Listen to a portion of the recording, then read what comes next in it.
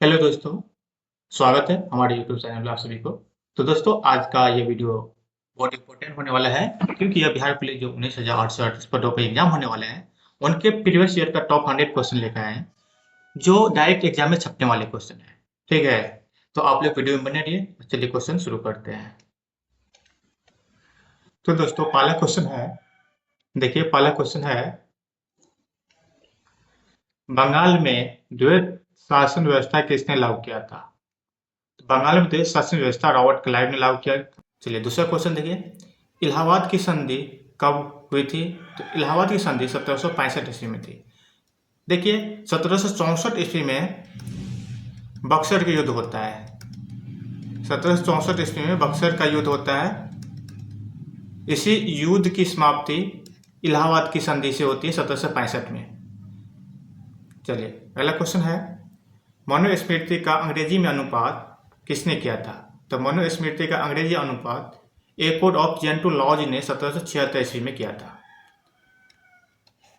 4 number question देखिए,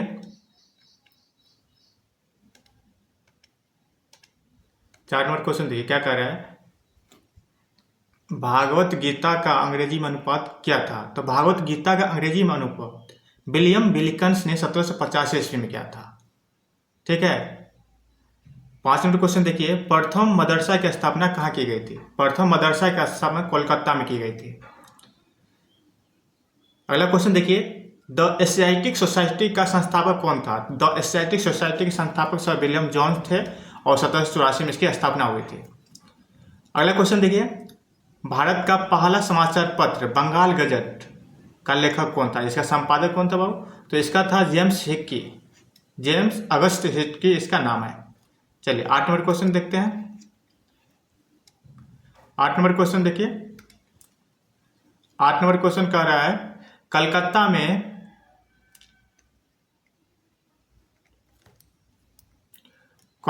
में उच्चतम न्यायालय की स्थापना की गई।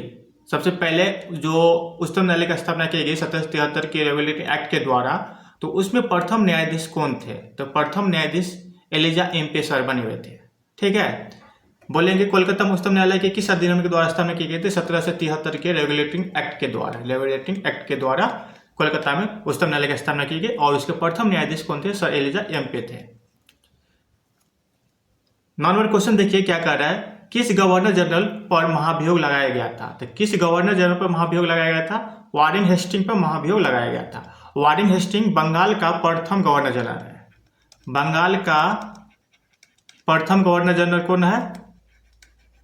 गवर्नर जनरल, तो बंगाल का प्रथम गवर्नर जनरल है वारेन हेस्टिंग। चलिए 10 नंबर क्वेश्चन देखिए, भारत में प्रथम नागरिक सेवा के जनक, भारत में नागरिक सेवा के जनक किसे माना जाता है? तो भारत में नागरिक सेवा के जनक लॉर्ड कॉर्नवालिस को माना जाता है और सिविल सेवा के जनक भी लॉर्ड कॉर्नवालिस को ही जाना जाता है। सिविल सेवा किसने शुरू किया था? Lord Cornwallis. और लॉर्ड कॉर्नवालिस अस्थायी बंदोबस्त शुरू किया था, यह भी याद रखिए, अस्थायी बंदोबस्त। अस्थायी बंदोबस्त किसने शुरू किया था? तो लॉर्ड कॉर्नवालिस 1793 ईस्वी में किया था अस्थायी बंदोबस्त की शुरुआत। ठीक है, 11 नंबर क्वेश्चन देखिए, दास प्रथा का अंत किस गवर्नर जनरल ने किया? तो दास प्रथा का अंत लॉर्ड एलनबरो ने किया था, एलनबरो ने किया था। कब किया था? तो 1843 ईस्वी में किया था, याद रखिए।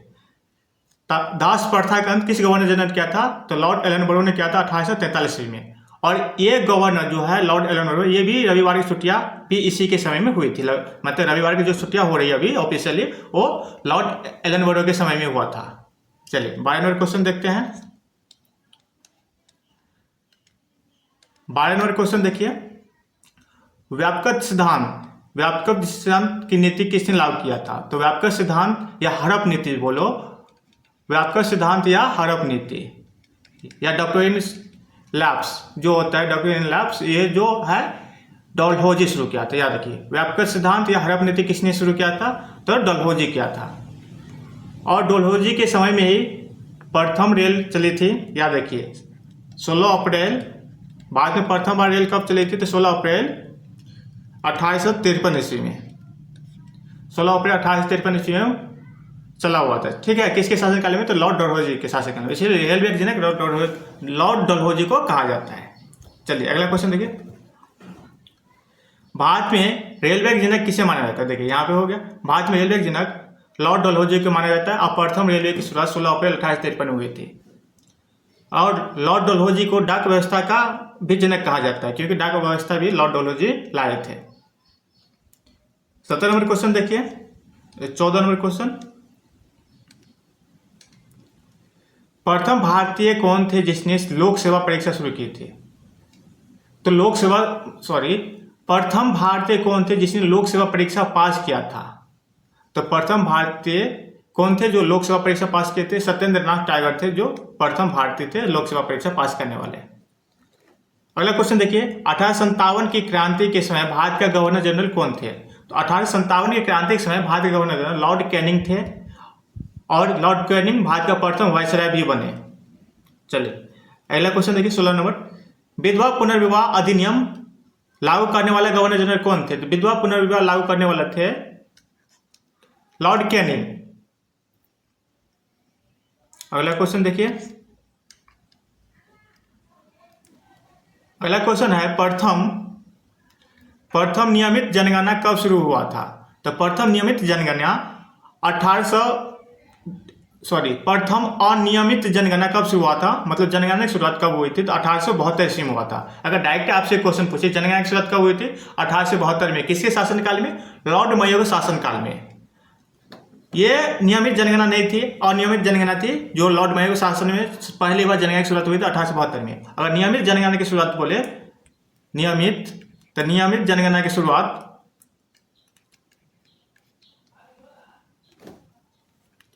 लॉर्ड लिप्पन के द्वारा किया जाता है। ठीक है, नियमित जनगणना की शुरुआत लॉर्ड लिप्पन के द्वारा किया जाता है। नियमित जनगणना की शुरुआत लॉर्ड लिप्पन के द्वारा 1881 ईस्वी में किया जाता है, याद रखिए। अगर आपसे क्वेश्चन पूछिए जनगणना की शुरुआत किसने किया था? तो लॉर्ड मेयो के शासनकाल में हुआ था 1872 ईस्वी में। और आपसे पूछ लिए कि नियमित जनगणना की शुरुआत किसने किया था? तो नियमित जनगणना की शुरुआत लॉर्ड लिप्पन के द्वारा किया गया था 1881 ईस्वी में। चलिए अगला क्वेश्चन देखिए,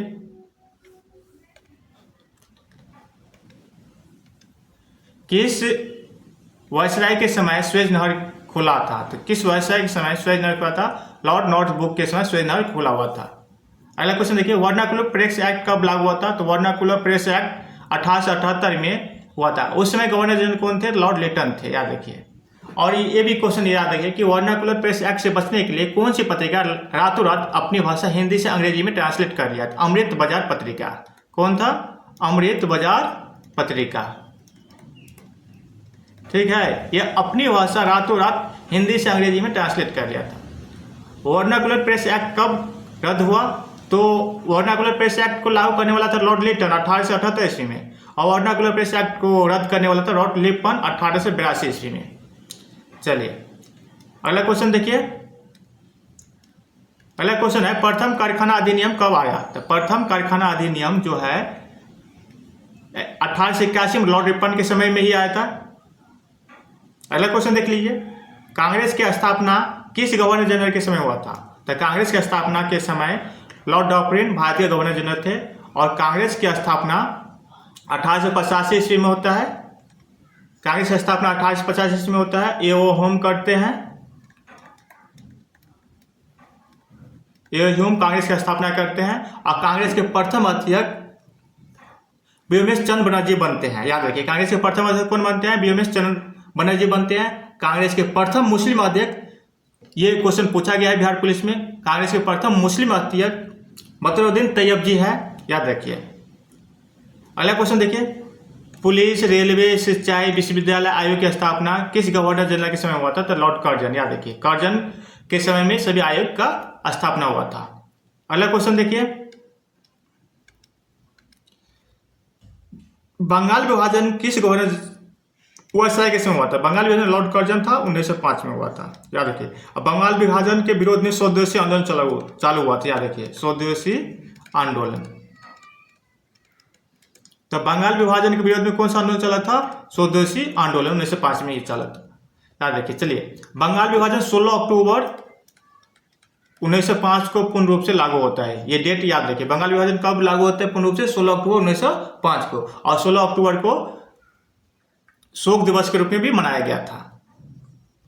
अगला क्वेश्चन देखिए, मुस्लिम लीग की स्थापना कब और किसने किया था? मुस्लिम लीग की स्थापना सलीउल्लाह खान एवं आगा खान के द्वारा 1906 ईस्वी में किया गया था। कहाँ किया गया था? तो ढाका में किया गया था। ढाका बांग्लादेश की राजधानी, याद रखिए, बांग्लादेश की राजधानी ढाका बांग्लादेश की कैपिटल है। तो बांग्लादेश की कैपिटल कौन है? ढाका। 1906 में मुस्लिम लीग की स्थापना हुआ था। किसने किया था? सलीउल्लाह खान और आगा खान ने किया था। अगला क्वेश्चन देखिए, अगला क्वेश्चन है, मुस्लिम लीग के लिए निर्वाचन अलग व्यवस्था कब हुआ? तो मुस्लिम लीग मतलब सांप्रदायिक निर्वाचन पद्धति मार्ले मिंटो, जो मार्ले मिंटो अधिनियम आया 1909 में, उसमें मुस्लिम संप्रदाय के लिए अलग निर्वाचन व्यवस्था की गई, याद रखिए। अगला क्वेश्चन है, रॉलेट एक्ट के समय भारत का वायसराय कौन था? तो रॉलेट एक्ट हुआ था 1919 में, याद है। रॉलेट एक्ट कब हुआ था? तो 1919 ईस्वी में। उसमें कौन था वायसराय? लॉर्ड चैम्सफोर्ड था। और रॉलेट एक्ट के विरोध में ही क्या हो गया? जलियांवाला बाग हत्याकांड भी हो गया। रॉलेट एक्ट कब हुआ थी? 13 अप्रैल 1919 को अमृतसर के जलियांवाला बाग में यह कांड हो गया। ठीक है, इसे जलियांवाला हत्याकांड के नाम से जाना जाता है। रॉलेट एक्ट को काला कानून भी कहा जाता है, याद रखिए। और ये याद रखिए कि जलियांवाला बाग हत्याकांड हुआ था, उसकी जांच करने के लिए कौन सा समिति गठन किया गया था? हंटर समिति। कौन सा समिति? हंटर समिति। जलियांवाला बाग हत्याकांड की जांच करने के लिए कौन सी समिति गठित की गई थी? तो हंटर समिति गठित की गई थी। चलिए अगला क्वेश्चन देखिए, प्रथम गोलमेज सम्मेलन, मतलब गोलमेज सम्मेलन 3 हुआ था, जिसमें प्रथम गोलमेज सम्मेलन जो हुआ 1930 में हुआ। कब हुआ था? 1930 में। दूसरा हुआ 1931 में, और तीसरा हुआ 1932 में। ये तीनों गोलमेज सम्मेलन डेट याद रखिए। प्रथम गोलमेज सम्मेलन में डॉक्टर भीमराव अम्बेडकर, मतलब डॉक्टर भीमराव अम्बेडकर तीनों गोलमेज सम्मेलन में भाग लेने वाले व्यक्ति थे, याद रखिए। आपसे क्वेश्चन पूछा जाए कि तीनों गोलमेज सम्मेलन में भाग लेने वाले कौन थे? तो डॉक्टर भीमराव अम्बेडकर थे। और महात्मा गांधी किस गोलमेज सम्मेलन में भाग लिए थे? तो महात्मा गांधी दूसरा जो गोलमेज सम्मेलन हुआ था 1931 में, उस गोलमेज सम्मेलन में भाग लिए थे। इससे पहले गांधी और इरविन के बीच में 5 मार्च 1931 को इरविन और गांधी के बीच में एक समझौता होता है, जिसे दिल्ली समझौता के नाम से जाना जाता है। और इसी समझौता, दिल्ली समझौता के द्वारा ही गांधी जी द्वितीय गोलमेज सम्मेलन में भाग लेने के लिए लंदन जाते हैं। ठीक है, चलिए अगला क्वेश्चन देखिए। अगला क्वेश्चन है, अगस्त प्रस्ताव कब आया था? अगस्त प्रस्ताव कब आया था? 8 अगस्त 1940 को अगस्त प्रस्ताव आया था। भारत छोड़ो आंदोलन कब हुआ था? तो भारत छोड़ो आंदोलन 9 अगस्त 1942 को शुरू हुआ था। गांधी जी ने नारा दिया था, करो या मरो। करो या मरो के नारा किसने दिया था? गांधी जी ने दिया था। और भारत छोड़ो आंदोलन के दौरान जो झंडा फहराने का काम किया था, याद रखिए, झंडा फहराने के काम जो किया था अरुणा आसफ अली। कौन किया था? अरुणा आसफ अली किया था। अरुणा आसफ अली झंडा फहराने के काम किए थे। ठीक है, और उसी टाइम से अरुणा आसफ अली फेमस भी हो गए। चलिए, और भारत छोड़ो आंदोलन के दौरान ऑपरेशन जीरो आवर चलाया गया था। कौन? ऑपरेशन जीरो आवर के तहत सभी नेताओं को गिरफ्तार कर लिया गया। यह भी याद रखिए, जिसमें महात्मा गांधी को भी गिरफ्तार कर लिया गया, बड़े बड़े नेताओं को गिरफ्तार करके नजरबंद कर दिया गया, याद रखिए। चलिए, कौन सा ऑपरेशन के द्वारा? ऑपरेशन जीरो आवर के द्वारा। भारत छोड़ो आंदोलन कब शुरू हुआ था? 9 अगस्त 1942 को। कहीं के 8 अगस्त भी डेट रहता है, तो देख लीजिए ऑप्शन के मुताबिक। करो या मरो नारा कौन दिया था? और गांधी जी ने दिया था। झंडा भारत छोड़ो आंदोलन के दौरान जो ग्वालियर ट्रेन मैदान था, वहां से भारत छोड़ो आंदोलन का आगाज होता है। उस टाइम झंडा फहराने की शुरुआत कौन करते हैं? अरुणा आसफ अली करते हैं। और सभी नेताओं को भारत छोड़ो आंदोलन के दौरान ऑपरेशन जीरो आवर के द्वारा गिरफ्तार कर लिया जाता है। चलिए अगला क्वेश्चन देखिए, नागरिकता को किस भाग में रखा गया था? नागरिकता को भाग 2 में है, और भाग 5 से 11 तक नागरिकता के लिए अनुच्छेद है। भाग 2 में क्या है? नागरिकता है। प्रथम नागरिकता संशोधन कानून कब आया था? तो 1955 में आया था। और नया में हाल ही में 2019 में आया था। ठीक है, संशोधन कानून। नागरिकों का अधिकार बना रहना किस अनुच्छेद में है? तो नागरिकों का अधिकार बनाना आर्टिकल्स यानी अनुच्छेद 10 में है। अगला क्वेश्चन देखिए, अगला क्वेश्चन है, मौलिक अधिकार किस देश से लिया गया है? तो मौलिक अधिकार अमेरिका से लिया गया है। और मौलिक अधिकार की संख्या मूल संविधान में बात करें तो मूल संविधान में मौलिक अधिकार की बात 7 की गई थी, ठीक है। अभी वर्तमान में बात करें मौलिक अधिकार कितना है, तो वर्तमान में मौलिक अधिकार 6 है। तो एक जो मौलिक अधिकार था संपत्ति का अधिकार, संपत्ति का अधिकार को विधिक अधिकार बना दिया गया, विधिक अधिकार बना दिया गया और इसे आर्टिकल 300 के क में रखा गया है, याद रखिए। आर्टिकल माने अनुच्छेद 300 क में संपत्ति अधिकार को कानूनी अधिकार बना देगा मौलिक अधिकार से हटाकर। इस प्रकार हमारा मौलिक अधिकार कितना हो गया? 6 हो गया है।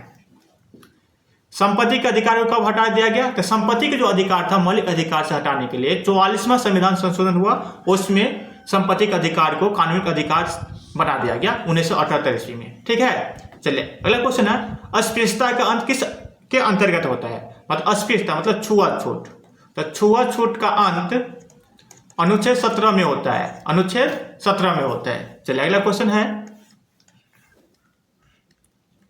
अगला क्वेश्चन देखिए, बोलने की स्वतंत्रता किस अनुच्छेद में है? तो बोलने की स्वतंत्रता जो है 19 का ए अनुच्छेद में है। इसी में प्रेस की स्वतंत्रता भी है, प्रेस बोलता रहता है ना कि हमें आजादी है किसी से सवाल पूछने का, तो ये सवाल पूछने का प्रेस की स्वतंत्रता किस में है? तो 19 के क ए में ही है या क में ही है, ठीक है।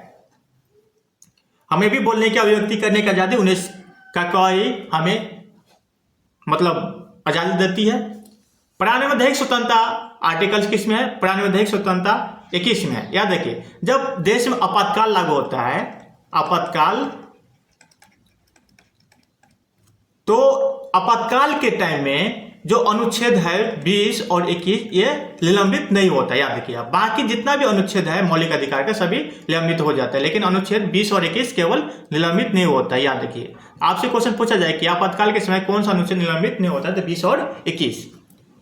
6 वर्ष से 14 वर्ष के बच्चों को निःशुल्क शिक्षा की व्यवस्था कब किया गया? तो 6 वर्ष से 14 वर्ष के बच्चों को निःशुल्क शिक्षा की व्यवस्था 86वां संविधान संशोधन 2002 के द्वारा किया गया और आर्टिकल्स 21 के क जोड़ा गया, जिसमें शिक्षा के अधिकार को मौलिक अधिकार बना दिया गया। शिक्षा का अधिकार को मौलिक अधिकार बना दिया गया कब? तो 86वां संविधान संशोधन 2002 के द्वारा। और आर्टिकल्स 45 में भी मतलब मूल कर्तव्य एक जोड़ा गया, 6 से 14 वर्ष के बच्चों के लिए पेरेंट्स का जिम्मेदारी होगी इसकी प्राथमिक शिक्षा का ध्यान रखना, उसकी देखभाल करना, ये आर्टिकल्स 45 कहता है, ठीक है। चलिए, संवैधानिक उपचार किसके अंतर्गत है? तो संवैधानिक उपचार अनुच्छेद 32 में है, जिसे बाबा साहब भीमराव अम्बेडकर ने आत्मा कहा था। संविधान का आत्मा डॉक्टर भीमराव अम्बेडकर किसे कहा था? अनुच्छेद 32 को कहा था, संवैधानिक उपचारों का अधिकार को संविधान का आत्मा कहा था, ठीक है। चलिए आगे देखिए, अगला क्वेश्चन है, डचों द्वारा पटना में कब फैक्ट्री स्थापित किया गया था? डचों द्वारा पटना में 1932 ईस्वी में फैक्ट्री स्थापित किया गया है। अंग्रेजी यात्री पहले आने वाले कौन थे? जो अंग्रेजी यात्री थे सबसे पहले पीटर मूडी आए थे 1632 ईस्वी में, अंग्रेजी यात्री। बंगाल का उप दीवान कौन बना था? तो बंगाल को उप दीवान जो था सिताब राय था।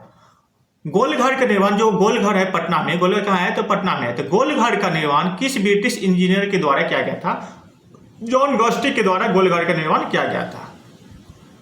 मुंडा विद्रोह का नायक कौन थे? मतलब मुंडा विद्रोह जो हुआ था उसका नायक थे बिरसा मुंडा। कौन थे? बिरसा मुंडा। अगला क्वेश्चन देखिए, अगला क्वेश्चन है, सूर्य का प्रकाश पृथ्वी पर आने में कितना समय लगता है? मतलब सूर्य का जो प्रकाश है वो पृथ्वी तक आने में कितना समय लगता है? 8 मिनट 16 सेकंड लेता है। कितना लेता है? 8 मिनट 16 सेकंड, कहीं कहीं 8 मिनट 20 सेकंड भी लिखा रहता है, ठीक है।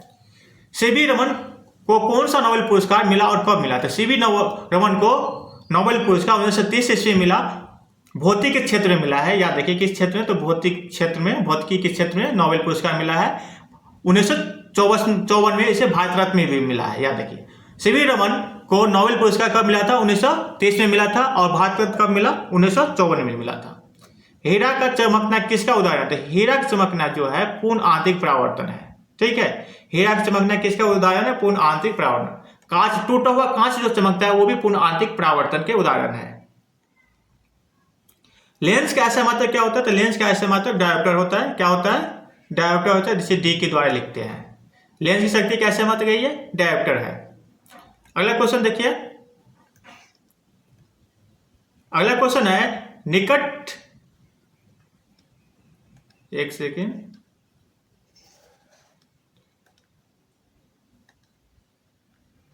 निकट दृष्टि दोष का उपचार जो होता है किस लेंस के द्वारा जाता है, तो अवतल लेंस के द्वारा किया जाता है। याद रखिए, कौन सा लेंस के द्वारा, अवतल लेंस के द्वारा। और दूर दृष्टि दोष का उपचार जो होता है उसे उत्तल लेंस के द्वारा उपचार किया जाता है। एक होता है जरा दूर दृष्टि दोष, उसे बायोफोकल लेंस के द्वारा उपचार किया जाता है। ठीक है, चलिए अगला क्वेश्चन देखते हैं। देखिए अगला क्वेश्चन है इकोनॉमिकल हिस्ट्री ऑफ इंडिया के लेखक कौन है। तो इकोनॉमिकल हिस्ट्री ऑफ इंडिया के लेखक है सी.आर. दास। कौन है, सी.आर. दास। अगला क्वेश्चन देखिए, अहस्यप नीति के सिद्धांत किस अर्थशास्त्री ने दिया था। एडम स्मिथ दिया था। कौन दिया था, एडम स्मिथ। अस्थायी बंदोबस्त किसने लागू किया, तो अस्थायी बंदोबस्त लॉर्ड कॉर्नवालिस क्या था, इसकी सहायता जॉन सॉर किए थे 1793 ईस्वी में। अस्थायी बंदोबस्त किसने लागू किया था, लॉर्ड कॉर्नवालिस। ऑप्शन के मुताबिक आप देख लीजिएगा। अगला क्वेश्चन देखिए, अगला क्वेश्चन है जमींदारी, इस्तेदारी और सुशासन की व्यवस्था किसे कहा जाता है। अस्थायी बंदोबस्त को ही इस नामों से जाना जाता है। और अस्थायी बंदोबस्त बिहार, बंगाल, उड़ीसा के क्षेत्र में फैला हुआ था। रैयतवाड़ी व्यवस्था किसने लागू किया, तो रैयतवाड़ी व्यवस्था थॉमस मुनरो और कैप्टन रीड 1792 ईस्वी में लागू किया था। और रैयतवाड़ी व्यवस्था संपूर्ण भारत का 51% भाग में फैला हुआ था। अगला क्वेश्चन देखिए, महालवाड़ी व्यवस्था किसने लागू किया, तो महालवाड़ी व्यवस्था हॉल्ट मैकेजी ने लागू किया। महालवाड़ी व्यवस्था किस क्षेत्र में लागू था, तो महालवाड़ी व्यवस्था पंजाब, मराठा, मध्य भारत में 30% भूमि पर लागू था। याद रखिए, महालवाड़ी व्यवस्था कितने प्रतिशत भूमि पर, 30% भूमि पर लागू था। नील दर्पण के लेखक कौन है, तो नील दर्पण के लेखक दीनबंधु है। कौन है, दीनबंधु। अगला क्वेश्चन है देश का पहला जूट उद्योग कोलकाता में स्थापित हुआ था। देश का पहला जूट उद्योग कहाँ स्थापित हुआ था, कोलकाता में 1855 ईस्वी में। अगला क्वेश्चन देखिए, अगला क्वेश्चन है चीनी उद्योग सबसे पहले कहाँ लगाया गया था। चीनी उद्योग सबसे पहले बिहार के चंपारण जिला में लगाया गया था। बिहार के चंपारण जिला में लगाया गया था। एलिवट बिल विवाद कब हुआ था, 1883 ईस्वी में हुआ था। किसके समय में, तो लॉर्ड रिपन के समय एलिवट बिल विवाद हुआ था। याद रखिए, एलिवट बिल विवाद कब आया था, 1883 ईस्वी में। किसके समय में, तो रिपन के समय में आया था। अगला क्वेश्चन देखिए, अगला क्वेश्चन है भारत में पहला चाय बागान कहाँ लगाया गया था। भारत का पहला चाय बागान असम में लगाया गया था 1835 ईस्वी में। अगला क्वेश्चन देखिए, भारत में निर्वाचन आयोग की स्थापना कब हुई, तो भारत में निर्वाचन आयोग की स्थापना 25 जनवरी 1950 को हुआ। और वर्तमान में निर्वाचन आयोग कौन है, ज्ञानेश कुमार है। कौन है, ज्ञानेश कुमार। भारत का वर्तमान में चुनाव आयुक्त कौन है, ज्ञानेश कुमार है। प्रथम निर्वाचन आयोग के अध्यक्ष कौन थे, भारत के प्रथम निर्वाचन आयोग के अध्यक्ष सुकुमार सेन थे। कौन थे, सुकुमार सेन थे। अगला क्वेश्चन देखिए, ईवीएम का पहला प्रयोग कहाँ हुआ था। ईवीएम का पहला प्रयोग केरला में हुआ था 1982 ईस्वी में। ईवीएम का फुल फॉर्म पूछता है तो इलेक्ट्रॉनिक वोटिंग मशीन होता है। क्या होता है, इलेक्ट्रॉनिक वोटिंग मशीन होता है ईवीएम का फुल फॉर्म। सबसे पहले केरला में प्रयोग किया गया था। मतदान देने की आयु कितनी होनी चाहिए, तो मतदान देने की आयु 18 वर्ष है। लेकिन याद रखिए 1989 से पहले मतदान देने का आयु 21 वर्ष था। कितना था, 21 वर्ष। 1989 से पहले मतदान देने का आयु कितनी थी, 21 वर्ष। 61वां संविधान संशोधन के द्वारा 61वां संविधान संशोधन 1989 के द्वारा मतदान देने का आयु 21 वर्ष से घटाकर 18 वर्ष कर दिया गया। अभी वर्तमान में कितना है मतदान देने का आयु, 18 वर्ष। वर्तमान में भारत के कितनी राष्ट्रीय पार्टी है, वर्तमान में भारत में कितनी राष्ट्रीय पार्टी है, तो 6 है। राष्ट्रीय पार्टी की संख्या कितनी है, 6 है। अगला क्वेश्चन देखिए, स्थानीय स्वशासन के पिता किसे कहा जाता है। स्थानीय स्वशासन के पिता रिपन को कहा जाता है। और प्राचीन में देखिएगा तो स्थानीय स्वशासन सबसे ज्यादा चोल काल में विकसित हुआ था। याद रखिए, चोल साम्राज्य में विकसित हुआ था स्थानीय स्वशासन। अगर ये नहीं तो वो रे प्राचीन राज का मतलब पंचायती राज का शुभारंभ कहाँ से हुआ था। पंचायती राज का शुभारंभ राजस्थान के नागौर से होता है। कब होता है, तो 2 अक्टूबर 1959 को होता है। तो सबसे पहले पंचायती राज का शुभारंभ कहाँ से होता है, राजस्थान से होता है। राजस्थान के नागौर से। कब, 2 अक्टूबर 1959 ईस्वी में होता है। पंचायत अगर विघटन हो जाए तो कितने समय के अंदर चुनाव होना चाहिए, तो पंचायत अगर विघटन हो जाए तो 6 महीने के अंदर चुनाव होना चाहिए। अगला क्वेश्चन देखिए, अगला क्वेश्चन है पंचायती राज में महिलाओं को आरक्षण कितना प्रतिशत है? पंचायती राज में भारत में महिलाओं का आरक्षण 33% है। पूरे भारत में कितने? 33%। लेकिन बिहार अपना राज्य है जिसमें महिलाओं को 50% आरक्षण दिया है। अगला क्वेश्चन देखिए, त्रिस्तरीय व्यवस्था किन संविधान संशोधन से हुआ है? मतलब लागू हुआ। त्रिस्तरीय व्यवस्था किस संविधान संशोधन से? 73वां संविधान संशोधन 1993 के द्वारा त्रिस्तरीय व्यवस्था लागू होता है। त्रिस्तरीय व्यवस्था बलवंत राय मेहता समिति की अनुशंसा पे लागू होता है। बलवंत राय मेहता समिति कौन कौन दिया था? तो ग्राम पंचायत, पंचायत समिति और जिला परिषद, ये 3 स्तरीय कौन दिया था? तो बलवंत राय मेहता समिति दिया था। और इसे कब संवैधानिक दर्जा दिया गया? तो 73वां संविधान संशोधन 1993 के द्वारा इसे संवैधानिक दर्जा दिया गया। अगला क्वेश्चन देखिए, पंचायती राज में टोटल कितने विषय है? तो पंचायती राज में टोटल 29 विषय है। कितने हैं? 29 विषय है। अगला क्वेश्चन देखिए, नगर पालिका में टोटल कितनी विषय है? नगर पालिका में टोटल 18 विषय है। और नगर पालिका को 74वां संविधान संशोधन अधिनियम के द्वारा संवैधानिक दर्जा दिया 1993 ईस्वी में। चलिए, इसमें टोटल कितने विषय है? 18 विषय है। पंचायती राज की चर्चा किस अनुच्छेद में है? तो पंचायती राज की चर्चा अनुच्छेद 40 में है। किस में है? अनुच्छेद 40 में है। लोटा विद्रोह कहाँ हुआ था? तो लोटा विद्रोह था ना, ये मुजफ्फरपुर जेल में हुआ था 1856 ईस्वी में। लोटा विद्रोह कहाँ हुआ था? मुजफ्फरपुर में हुआ था 1856 ईस्वी में। अगला क्वेश्चन देखिए,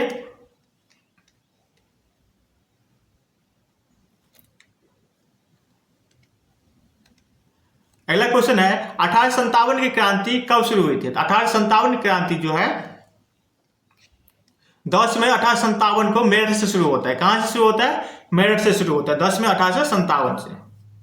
1857 क्रांति की शुरुआत मंगल पांडे करते हैं। कौन करते हैं? मंगल पांडे करते हैं।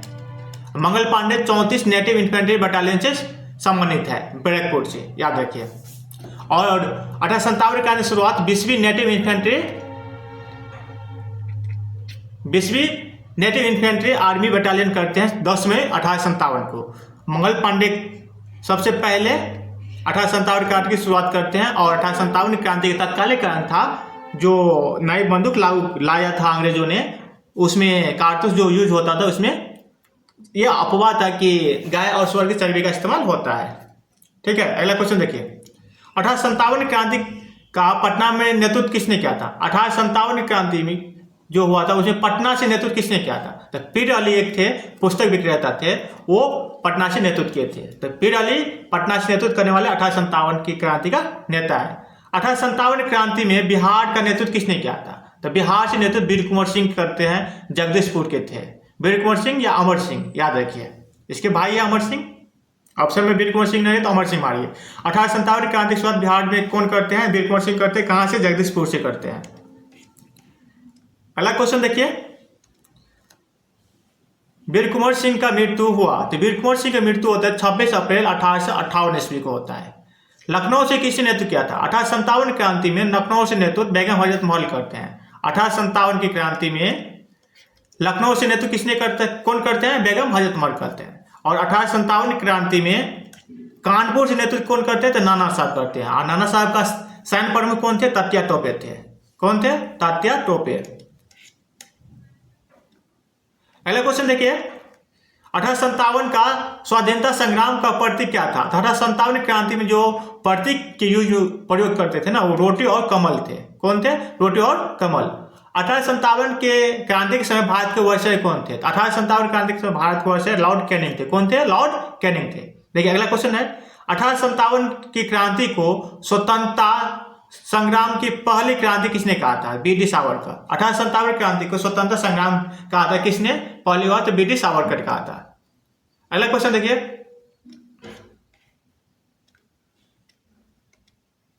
अगला क्वेश्चन है the great revolution. The great revolution के लेखक कौन है? तो द ग्रेट रिवॉल्यूशन के लेखक अशोक मेहता है। कौन है? अशोक मेहता। दिल्ली से नेतृत्व किसने किया था? 1857 की क्रांति में दिल्ली से नेतृत्व किसने किया था? तो बहादुर शाह जफर ने किया था। और इसके सैन्य प्रमुख कौन थे? बख्त खां थे। कौन थे? बख्त खां, याद रखिए, सैन्य प्रमुख बख्त खां थे, सैन्य प्रमुख, सेनापति। अगला